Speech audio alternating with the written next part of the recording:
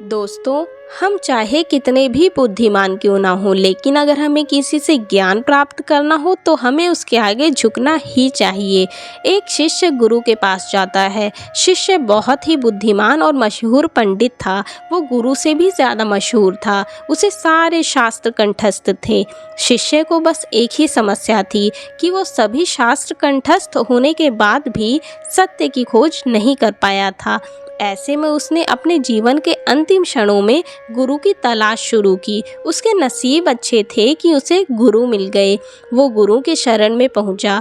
गुरु ने उस मशहूर पंडित की तरफ देखा और कहा, तुम लिख लाओ कि तुम क्या क्या जानते हो, क्योंकि तुम जो जानते हो उन सब चीज़ों की बात हमें करने की ज़रूरत नहीं है, और जो तुम नहीं जानते हो वो सब मैं तुम्हें सिखा दूंगा। शिष्य को वो जो भी जानता है वो सब लिख के वापस आने में करीब 1 साल जितना लग गया। शिष्य को बहुत सारे शास्त्र याद थे, इसलिए वो सब लिखता ही रहा। लिखते लिखते कई सारे पृष्ठ भर गए। उसने जो भी लिखा था उसकी वो एक पोथी लेकर अपने गुरु के पास करीब 1 साल बाद आया।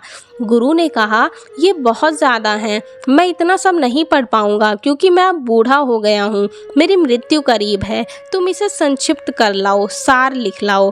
शिष्य फिर से चला जाता है। इस बार उसे 2 महीने लगते हैं। इस बार उसने केवल 100 पृष्ठ भर के लिखा और वो वह 100 पृष्ठ लेकर गुरु के पास गया। गुरु ने कहा, यह भी ज़्यादा है, इसे और संक्षिप्त करके लाओ। कुछ समय बाद शिष्य अपने गुरु के पास एक ही पन्ने पर सार सूत्र लिख के लाया, लेकिन गुरु बिल्कुल मरने के करीब थे। उन्होंने कहा कि मैं सिर्फ तुम्हारे लिए ही रुका हूँ, तुम्हें समझ कब आएगा, इसे और संक्षिप्त कर लाओ।